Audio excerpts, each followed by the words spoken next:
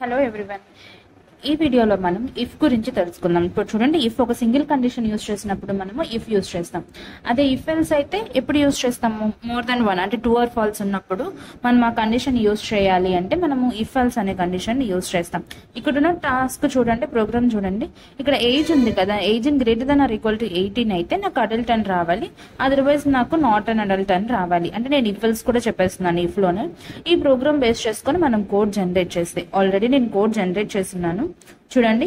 Sub processor ఇచ్చేసాను, variable ఇచ్చాను, age condition apply చేశాను, తర్వాత నాకు మెసేజ్ బాక్స్ లో ఏం కావాలి డిస్ప్లే చేశాను, ఎండ్ చేసి రన్ చేశాను. నేను ఏజ్ 21 అని ఇచ్చాను కాబట్టి మనకి పాపప్ లో ఏమని వస్తుందంటే అడల్ట్ అని వస్తుంది. ఒకసారి చూడండి, అడల్ట్ అని వచ్చింది. ఒకవేళ 17 ఇస్తే మనకి అక్కడ ఏమని వస్తుంది? నాట్ అని అడల్ట్ అని వస్తుంది. అసలు దీన్ని ఎలా చేయాలి, ఆ ప్రోగ్రామ్స్ 1 by 1 లైన్ ఎలా రాయాలి అనేది తెలుసుకోవాలి అంటే మనకి కింద ట్యాగ్ చేసి ఉన్నాను చూడండి, పార్ట్ 1 అని